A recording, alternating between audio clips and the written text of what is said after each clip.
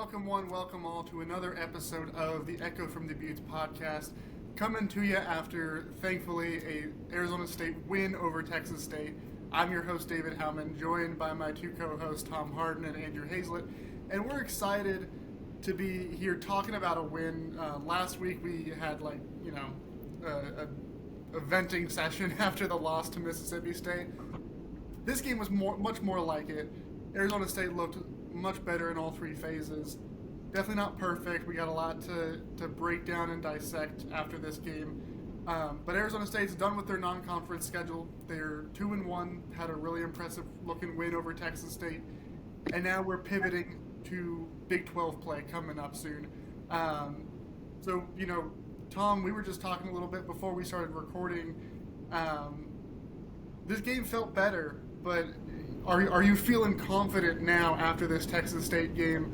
What were your overall takeaways from this one? It was a much better game. It was a get-right game, as I've alluded to before. We really needed to have that bounce back. I wouldn't call it a statement win, really, but it was an effective win. Sam finally started to find his tight ends. I loved seeing Mateer's touchdown there in the second half. We had a really balanced attack, and we had Ralik with 144 yards. That dynamic 75-yard touchdown going in untouched. It was kind of a runaway and hide game almost. We got up big, and then I was impressed with how the defense really forced Texas State to dink and dump their way down the field. There was no big play explosiveness that we saw out of the Bobcats that I feared we might see similar to Mississippi State. I think that secondary was able to buckle down enough. I'm not sure if that's just a product of Texas State being maybe a little bit less imposing than Mississippi State, and the fact that we were at home rather than going into hostile territory. But it was, is there space to improve? Of course there is. There's always going to be opportunities week to week. But for my part, I'm happy with how the team performed. I'm just wondering what version of this ASU team is the real team, given that we've seen 3 different performances in 3 games. What does the real Sun Devil football team look like as we get ready to start the conference season? Yeah, Andrew, to Tom's point, what is the real ASU football team at this point, in your opinion? That's a good question. I think it's a mix of what we've seen in all 3 games, is that this team, when they're clicking, they can roll over, I think, all 135 other FBS teams in the country. However, that's not always the case, as we saw last week. When they're not clicking, I wouldn't say 135 FBS teams could roll ASU, but all of them could play the Sun Devils fairly close. So it's a mix of what we've seen, I think, somewhere in the middle, closer to a team that can compete and beat pretty much anyone else. But as to where they are in that area, that's unclear to me. Yeah, it's I agree with everything you said. They even in the Mississippi State game, which that was their worst of the 3 that they've played so far. But in the second half, for most of that second half, they were kind of rolling over Mississippi State. The run game was working. Sam Levitt, of course, still wasn't what we have come to expect from him in that game, but he was a little bit better. The defense was lights out until that very last drive in that second half. Even in the game that they lost, they showed, hey, we can turn it on when we really need to. And that always, that concerns me as somebody who has always grown up watching the Dallas Cowboys, where I feel like that's every week for us, is they also feel like they can turn it on of course, we're recording this, Sunday afternoon after the Cowboys gave me a heart attack against the Giants, where, to my point, they looked great in Week 1 against the Philadelphia Eagles, and then, needed overtime and to beat the New York Giants. And of course, Sun Devil legend Cam Scatterboot got his first career touchdown. And of course, it came against the Cowboys. It was a very, very tough time for me. But I've seen how that goes when the team kind of like picks and chooses when they turn it on and when they, take a team, maybe a little bit lightly. And in case you haven't been paying attention to the Cowboys the last 25 plus years, it doesn't go well for them when they have championship aspirations. They have not won the Super Bowl in a while. Obviously it's a little bit different in college football, a lot more fluctuation from week to week, but I want to see the Sun Devils get that killer instinct that they had last year, play with that consistently, especially with conference play coming up. Mississippi State, I don't know where they're going to end up being in the SEC rankings, probably not very high. Texas State, they'll probably be good in the Sun Belt, but they're a Sun Belt team. So I don't think that they've had a team that they've really like fully locked in on and fully taken seriously yet. But Big 12 play starts on the road with Baylor, then they go home to face TCU, two teams that are very much in the thick of this Big 12 race. Yeah, you got Baylor. Baylor's coming in. They're 2-1, I think, to start out the season as well. And then TCU is also 2-1, or are they 3-0? I don't have the updated standing. Yeah, they're 2-0. 2-0. They got a bye after beating Grandpa Belichick. That's right. Well, I mean, I think they needed that because they scored about two games worth of points right there. But the thing that worries me about flipping on and off when they buckle in and focus is you're playing down to your competition to an extent, and it worries me that they're not adequately preparing, they're not adequately taking the game seriously, and it's like no, you want to see there's always going to be fluctuation no matter what. You're going to play some teams. Some teams are going to be a lot more of a challenge. Some teams, they may not be coming in fully prepared, but I'd like to see a little bit less variation week to week in how our approach is to each opponent. Yeah, I think Levitt talked about it. I don't know if it was in practice. What was that? Tuesday or after the game yesterday, that he said that they changed the preparation this week, watched a lot more film, just wanted to be more locked in. If they can just continue that down the road for this rest of these Big 12 games, they can easily look like the team that I think us three thought they were going to be. But they have to do that lock in. Right now they're in the middle of what I'm going to call the Texas swing, is that 5 out of the 6 teams that they're playing are Texas schools. Got Texas State, Baylor, TCU, Tech, and Houston, and then Utah's mixed in there as well. So you got to take care of these Texas schools, knock them off one by one, and then if you do that, they'll be in a good chance to repeat as conference favorites by getting back to the Big 12 championship game. Will we get to invoke the gospel according to Denny Green? They are who we thought they were. They are who we thought we were. Hopefully they are. And I think too, Andrew, you mentioned like watching more film. I think that also is maybe an underrated aspect of teams who kind of struggle a little bit early on, is we don't have film on teams in 2025 in these first couple of weeks. I mean, obviously, most of these players played a little bit last year. You can get an idea of, what their tendencies are, what the coaching tendencies are.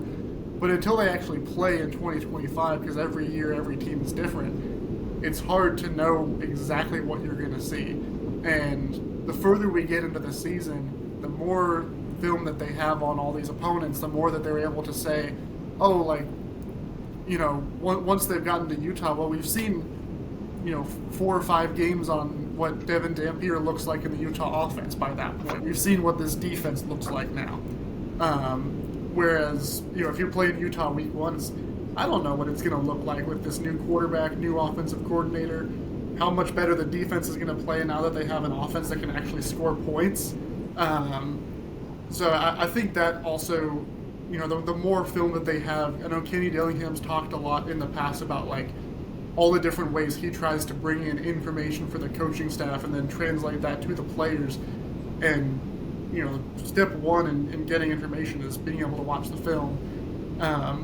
And then at the same time with ASU, these other Big 12 schools are probably looking at them and asking the same question that Tom asked at the top of the show was, who are these Sun Devils? Like, we don't really know what they are yet. One game they were, the whole offense was built out of throwing the ball to Jordan Tyson. One was, let's run the ball, and if Sam Levitt throws it, like, why would we ever have him throw it? And then against Texas State, it was a little bit more balanced. So, how do you for Dave Aranda and the Baylor Bears, like, how do you actually build a game plan around this team at this point? They don't really know what they're going to see from them. So maybe it's a little bit of an advantage. Could that be? Yeah, I think it works a little bit in our favor that we haven't really presented a predictable way, but from strictly a fan standpoint, I just like to be able to go into week by week and know, okay, we're gonna, knowing that Sam's gonna be more decisive in his throws. That is one thing I did see out of him this week. He, aside from the jump throw to Tyson, I saw him getting his feet settled under him, and he was very deliberate with his throws. He wasn't trying to force too much into obvious coverage situations. He wasn't trying to go for the deep shot every single throw. He was, picking and choosing his situations where he would either attack or work the shorter routes. And I think that it proved to be obviously it was a very very effective methodology to his attack. Yeah, I remember one similar pass that you said to the one to Tyson where he airballed to Harple that wound up being incomplete before that. But yeah, he did that a few times in the game, but I think those were more intentional bad throws than just bad throws. You know what I'm saying? Is that he was trying to do something Patrick Mahomes style versus just having a bad process. In terms of what other teams are preparing for, like Dave Aranda and the Baylor Bears this week, I think you can count on two things pretty much. Is the ball's going to go to Jordan Tyson 7 times a game in terms of receptions, and the Sun Devils are going to run the ball a lot, which is what we've seen across these 3 games. Well, not necessarily the first game, but they ran it efficiently in all 3 games. So I think those are 2 things that you can look at offensively and say, yeah, those 2 things are going to happen. But there's questions with it. It's like, are the Sun Devils going to try to work in some of the other targets more or not as much? Who's going to be the top running back? Is it Kyson when he comes back? Is it going to be Raleek, or is it going to be Kanye, or who knows? Because I thought going into week 1, I thought we'd see Kyson and Kanye as the 1-2, and going into week 2, I thought it would be Kyson and Raleek. Obviously, Kyson getting injured, that changed things. I thought would be Raleek and Kanye, or actually Kanye and Raleek going into this week. And now looking into going into Baylor, I now think it's going to be Raleigh, and if he plays, Kyson. So, and then that could be the not that could it could be a totally different duo. So, that's hard to plan for, but it's also easy at the same time, as the Sun Devils are going to pound the rock down your throat. Yeah, and it's just a matter of how they're going to do it. I think that is, the fact that all three running backs have performed well when they've been called upon so far. Whereas last year it was like, well, if Scadaboo is not able to go, or if for whatever reason he's not at 100%, which didn't happen very often, but on the off chance that he has a bad night or he gets hurt, what are we going to do? How much do you trust Kyson Brown last year at being in that reserve role? How much do you trust Sam Levitt at that point, halfway through the season? And, he came on towards the end of the year, of course, but, it was a little touch and go at various points throughout the season while he was getting his feet underneath him. You're a little bit more confident in now saying, well, if we have to run the ball, it doesn't matter which of these three guys it is, as long as one of those three guys is there. I think that is a point of help for them. But, of course, the question is going to be, who do they throw to outside of Tyson? Jalen Moss, wasn't able to play in this one. They had the deep shot to Jaron Hamilton where he just straight up dropped it. Doesn't look like Sam Levitt really has a great connection with Malik McLean at this point. There was kind of, I know McLean technically redshirted last year, but in the games that he did play, wasn't a whole lot of connection there between Levitt and McLean either. There's still a lot of questions as for, the passing game when they don't throw to Tyson. Getting Mateer more involved was huge. We talked about that last week in his 0 targets in Mississippi State. They solved that issue, and it worked really well. And, do more of that. But I think I was going crazy in section 17 when he crossed the goal line. I was like, "Yep, that's my guy. Let's keep doing more of that." Just do that. Like alternate between like throwing to Tyson, throwing to Mateer. But eventually they will need more than that too. So I think there's still a lot of questions there. The number one question that I have though at the end of this non-conference portion of the schedule though, and we've kind of tiptoed around it a little bit, is like, what is Sam Levitt going to be for this year?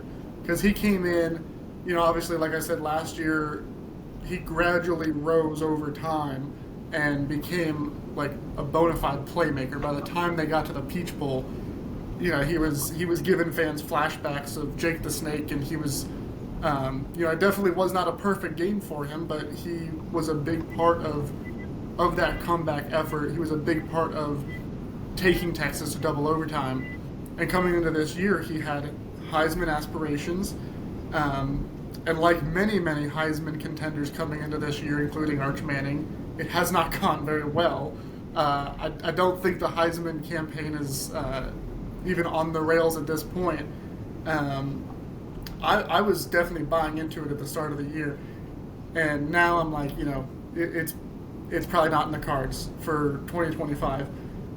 I was encouraged by this game though, but again, some, like we talked about, some of the throws weren't great. The thing that bothers me the most though, or not necessarily bothers me, but gives me the most concern going forward with Sam Levitt is I'm still seeing him dancing around in the pocket a bit too much. I know his legs are an asset. I know he's great when he does run, but also it's against Texas State. Baylor has better pass rushers. TCU has better pass rushers. Utah for sure has a better defensive line than the Bobcats do. And, I don't doubt that Levitt has the wheels to beat those guys on occasion. But I think there's a lot of the plays that were made in this most recent game, and even against NAU, were plays where he's not really like necessarily in rhythm with the passing game, but he's using his mobility to extend the play and then make something happen, whether it's throwing to a wide open guy like Jordan Tyson on that crazy pass, or just taking off with it and running himself. that's what gives me the concern, is that when there's more athletic defenders that he's facing, he won't be able to do that, and then we'll run into problems like we had against Mississippi State. Are you guys both? Yeah. Do you think I'm right? Do you think I'm wrong? Tell me I'm stupid. I see it in a way where he's trying to almost make every play to be spectacular. He's trying to make it to be something, where there's not. He's trying to make something out of nothing, but in a bad way. You always love to see guys who can make a broken play and achieve something out of it, even if it's just a 3-4 yard gain out of what should be a 10-yard loss.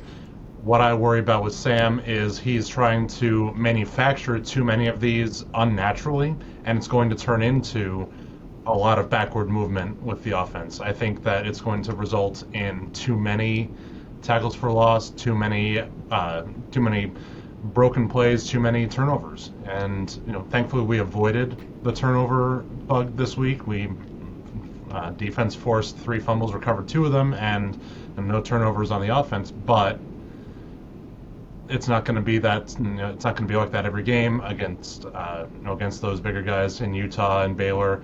And I just want to see him use his legs as that asset that you already alluded to, and not try to be the hero and make something where there doesn't need to be anything. Yeah, I mean, what concerns me most is him scrambling and taking off and running with it. He's on pace to have a nearly 1,000-yard rushing season. Yes, I know it's only 3 games. Actually, I think my math's off, but still, he's got 220 so far on the ground, and like I said, that's a high number for me at this point. That's 70 yards per game on the ground. I'm like, he needs to just go through his progressions a little bit more rather than taking off, and if not, just throwing it away. I don't think we've seen that much at all this year from Levitt, is him throwing a ball away, which on one hand is good in that he's doing some things, but on the other hand, it's bad, is that he could be injured, and if he gets injured, season's over.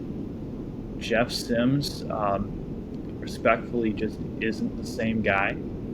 And if you wanted to go to one of the other dudes who are on the roster, Christian Hunt, Butter Tolson, or Cameron Dyer, I don't know. I don't know about those guys. There's a reason why they play the scout team, for a reason, right? So you got to keep Levitt healthy. I think that's something important.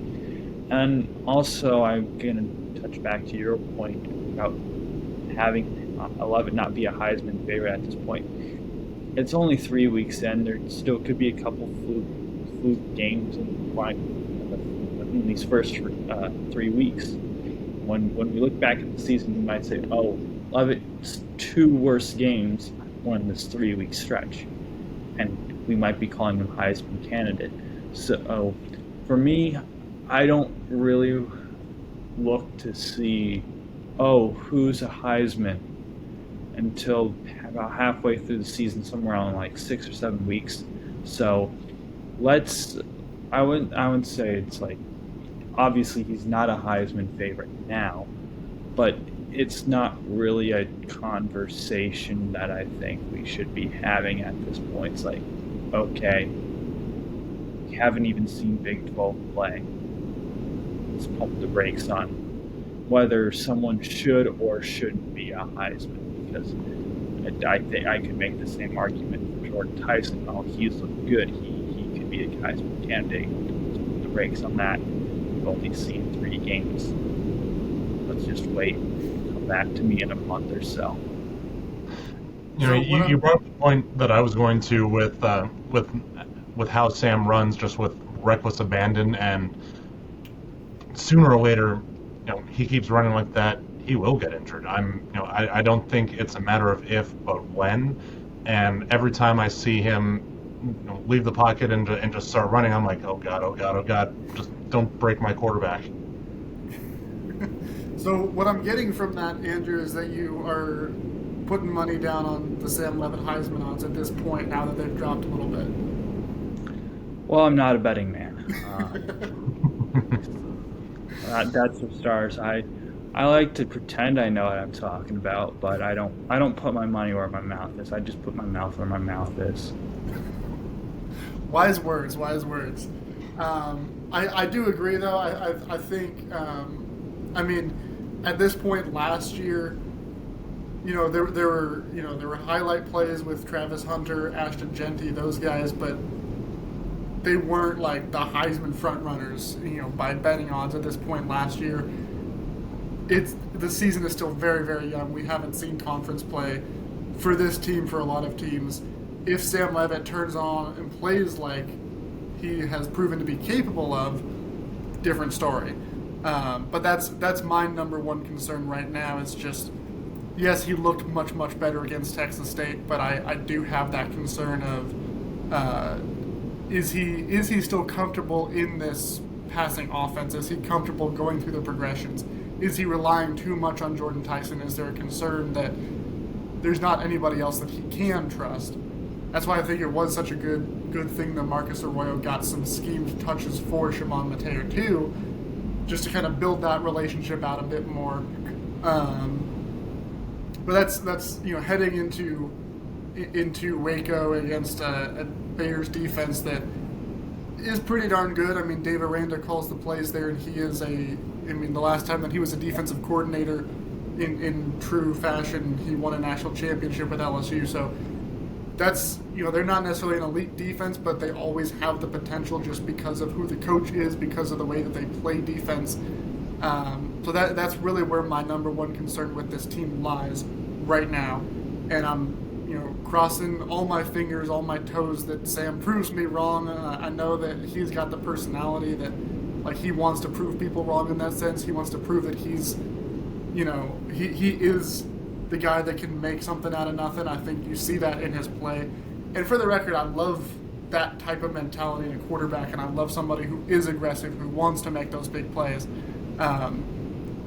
Also, you got to balance that with living to play another down. So that's my number one concern. But Andrew, what's your number one question for Arizona State right now as we're finishing up non-conference and pivoting to Big 12 play? My number one concern is defensive backs. We saw that in the Mississippi State game, how there's a lot of big plays, explosives, given up. Pass defense against NAU looked a little suspect. I will say they showed out against Texas State, kind of like the story of the season, what the defensive backs have been. Little suspect against NAU, but got the job done. Not particularly good in Mississippi State, and really good against Texas State. So I've kind of mirrored the team. So we saw Xavion Alford miss the game. He was limited in practice, which I was a little surprised to see Alford out, but not shocked. But yeah, I would say Adrian Wilson, Boogie as they call him, he had a nice game, looked solid in his replacement there, and there just wasn't any big plays given up last game against Texas State. If they can just keep that consistent with the defensive backs, I think they'll be fine. Will they? That's another story. I don't know. Well, and I mean, you get into Big 12 play, and I mean, Big 12 is known for their offenses. It's air raid, it's spread, it's a whole bunch of points. Defense optional. Yeah, defense is optional,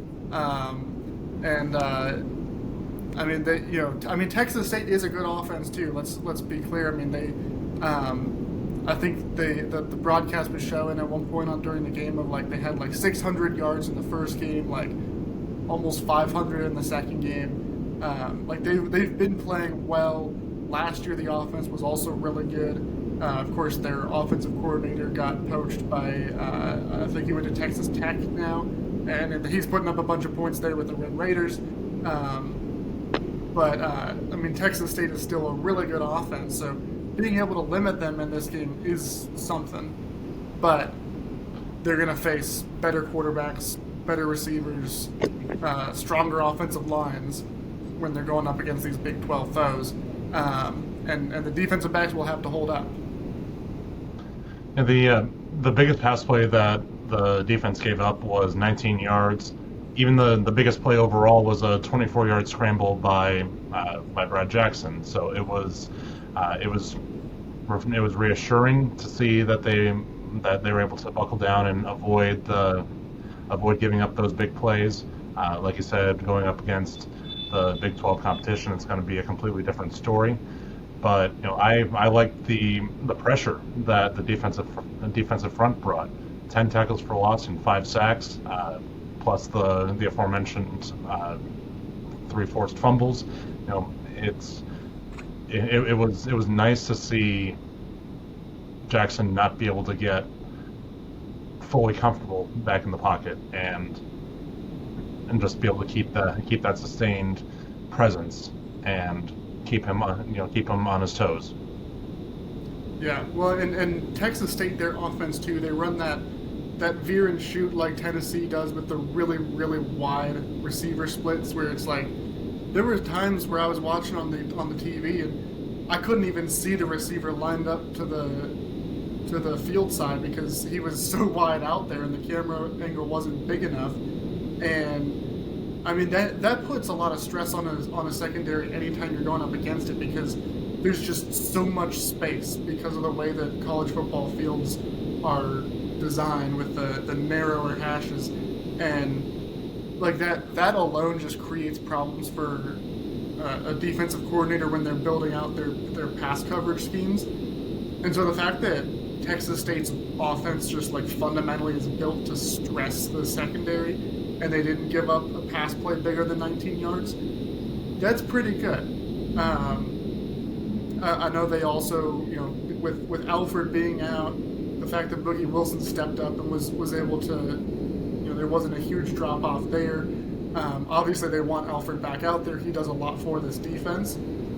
They also had the young Rodney Bimage was getting a lot of playing time in there. He's looked really great mixing in with some of these other starters coming back from last year. So I feel like it's promising, but again, you get into those shootouts with the Big 12, and I mean these teams are designed for scoring points at will. And Baylor just put up like I don't remember if they actually hit 50 or if they were just shy of 50. Granted, it was against FCS Samford, but they got a really good quarterback. They got a really deep stable of running backs. They got a lot of offensive firepower there too. So it's going to be a real test for the secondary. Let's also not forget that Texas State runs that high tempo offense too, which I think was a detriment to them because there were times where I noticed they really needed to be able to slow the game down to get their offense into gear, and I think just by the nature of their up-tempo offense, they really shut themselves in the foot there, which obviously helped us out. Yeah, and it was encouraging too because tempo had killed them with Mississippi State because they also run a lot of tempo, and so to be able to make that kind of adjustment from one week to the next. Granted, it helps when Brandon Thompson isn't out there torching your secondary, the fastest man in college football. And helps when the cowbells aren't clanging at 140 decibels. Yeah, lot less cowbell in this one as well. I did hear 2 cowbells from my vantage point, though. I actually found one over in Section 12. I was like, why are you bringing that here? Yeah, when I went down to the field at the end of the game as media, I'm like, am I hearing a cowbell? Like, Are my ears deceiving me? Yeah. It was not PTSD. There were live cowbells in the stadium. Yeah, that was that was surprising to me. It's like, whoa. Yeah. Um, as you said earlier, David, Sawyer Robinson's legit. I believe he threw for around 4,000 yards last year. He's a quarterback that can carve up defenses, and we'll see if the ASU secondary can handle him. Yeah, it's going to be a test. A lot of these Big 12 teams will be a test. They when I was at the Big 12 media day, they kept on. I'm going to get the stat wrong now, but they kept on repeating this stat of like they had 9 returning quarterbacks who I think they threw for 2,700 yards or more the previous year, and they were really touting the fact that they had all these starting quarterbacks who were returning, who were like good starting quarterbacks.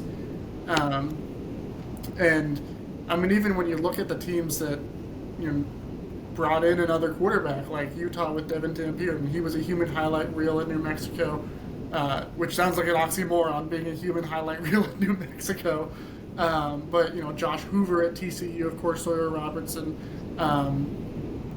Avery Johnson fits into that category, but he hasn't looked very well this year for Kansas State. Jalen Daniels at Kansas. There's a lot of guys that are very good quarterbacks, very high-powered offenses, and so the defense is going to have to be able to show up. Maybe not necessarily like shutting down these offenses, because again, it's the Big 12. You get a couple of stops here and there, and that's probably going to be enough to win it. Just that's the nature of the game. But in looking at the rest of the Big 12, though, as we enter conference play, I know technically we've already had a couple of conference games. It's kind of a mixed bag right now. I mean, Kansas State, as I alluded to, they were the betting favorite to win the Big 12 at the start of the season. They are terrible. I feel confident saying that they're 1-3. Avery Johnson does not look like the player that a lot of people thought he was going to be. Of course, Iowa State and Texas Tech look like the heavy hitters. BYU is still undefeated.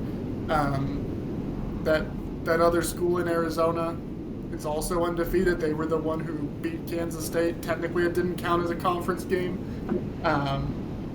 So it looks like it's looking like the Big 12 is not necessarily wide open, but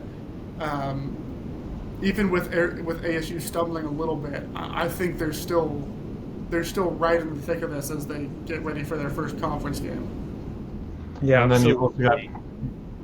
I mean, really, all these teams are now 0-0. Well, except for Colorado and Houston, they've played a conference game now. And Kansas State. Well, it doesn't count for the record, so. Iowa State was a conference game, yeah. Oh, that too. I did forget about that. Yeah, it wasn't in America, but it still counted. Memory's failing me here, but except for those 4 teams, everyone's now 0-0. A lot of teams, I think it's about 50-50 split on who does have a non-conference game, but for those who don't and just have those 8 or 9 conference games left, everyone's pretty much the same record. You can go out, win 7 or 8 games, and that will likely get you into the Big 12 championship game. Any team can do it. It's just the question is who will, and there's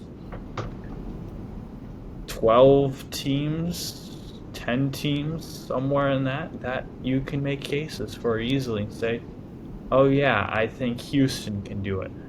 I think maybe you can argue like a West Virginia, even though they lost to Ohio on the road, they beat Pitt in their big rivalry, the backyard brawl, which was not really expected. So any one of these teams can get on a run, and it's just you gotta execute game in, game out.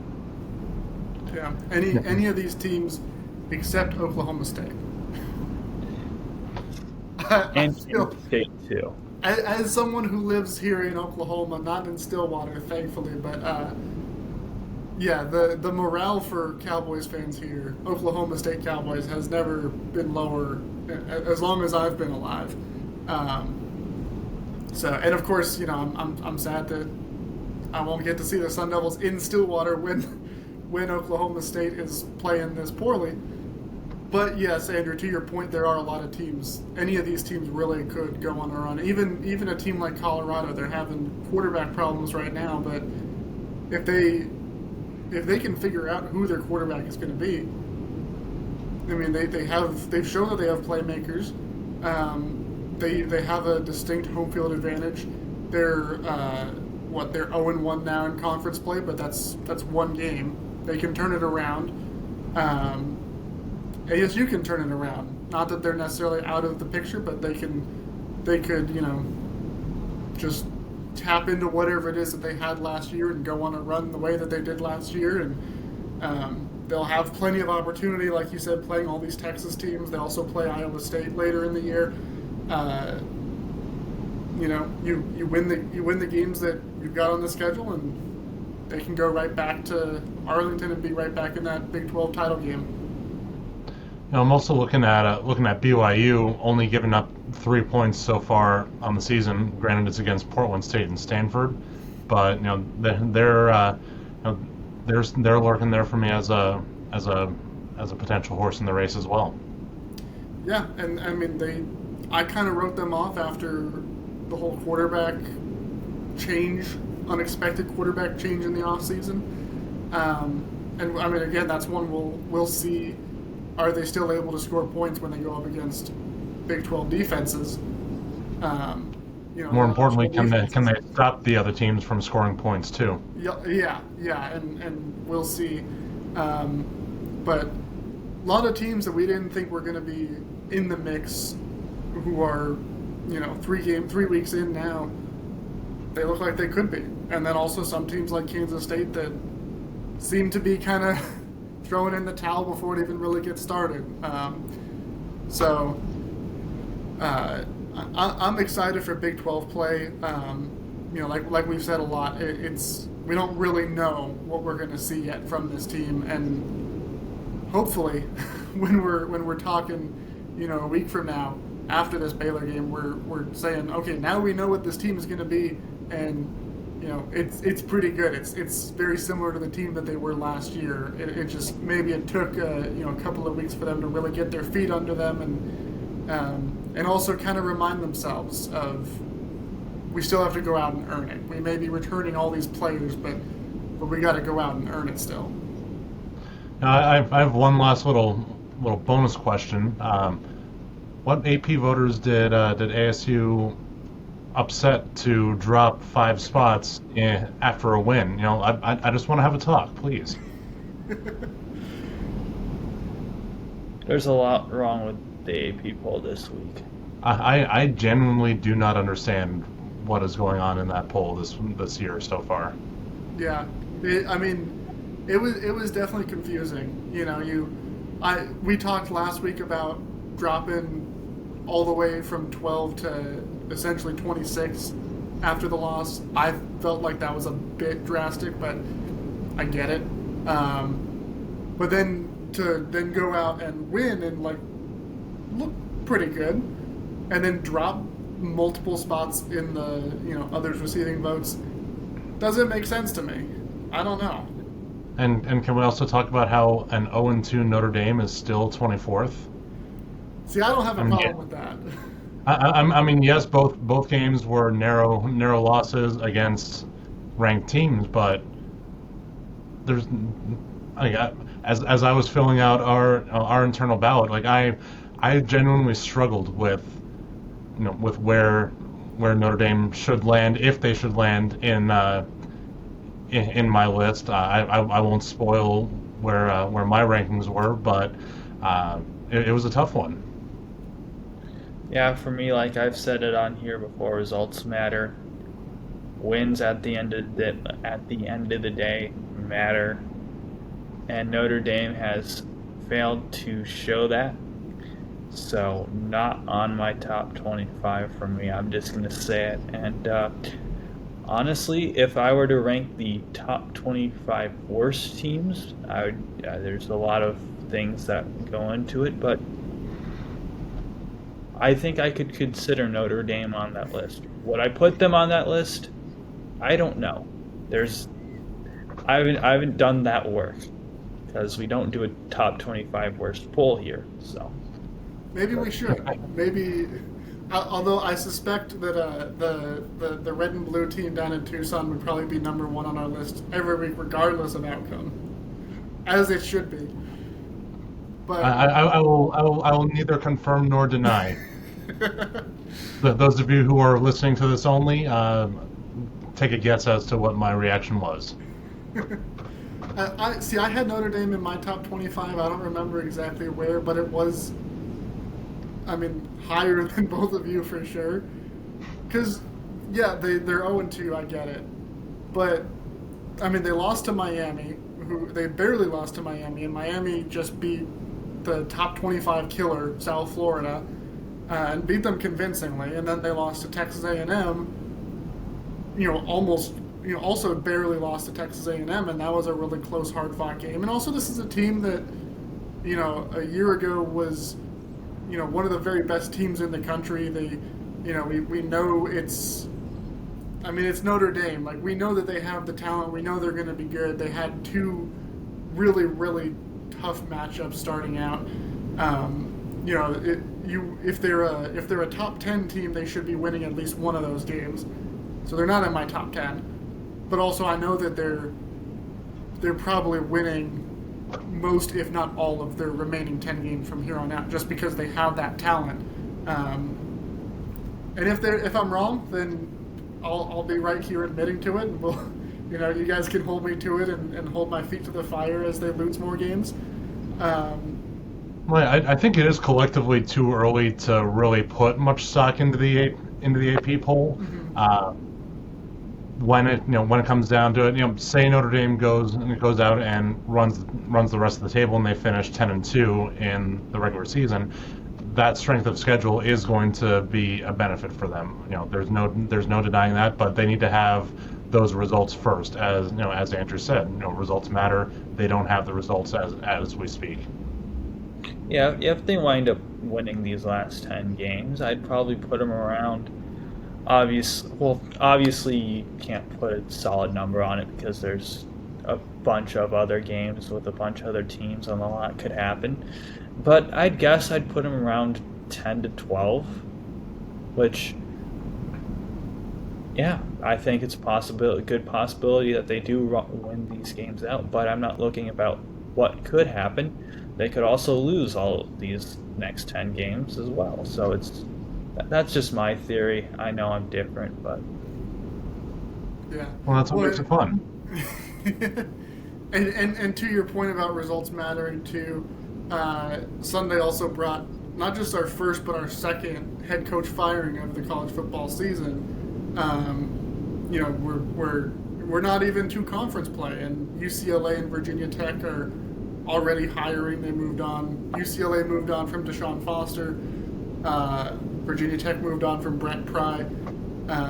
So big decisions are being made even before we know what all these teams really can be. The theme of the show has been we don't really know anything at this point, whether it's ASU, whether it's the top 25. But these schools are making these big decisions, and I think in those two cases they're both 0-3, both got blown out by a group of 5 teams. We probably know that was the right call in both cases, but college football moves fast, and you gotta be ready. If you have just a couple of bad weeks, that can be all it takes, and let that be a message to, I guess, all of the whole ASU team of, rubber hits the road. We gotta get off on the right foot, and they're gonna be doing that this upcoming Saturday in Waco against Baylor. Of course, we'll be coming back to you on the show later in the week to break down that game more specifically, look at the different matchups with Baylor, what they bring to the table, and how ASU can come out of there 1-0 in Big 12 play. So I'm excited for that game. I'm excited to get to break it down more in detail. Of course, the Devils in detail on our website, which is not affiliated with this show, but all three of us right there. You can catch all of our content there, breaking down this game and then also previewing the Baylor game. Be sure to go check it out. Read through our articles, and then we'll be discussing all those details. Come in, I believe, Friday morning to break down that game before we kick off. And so until next time, signing off for Andrew and for Tom, this is David Howman. For Echo from the Buttes, as always, give 'em hell, Devils.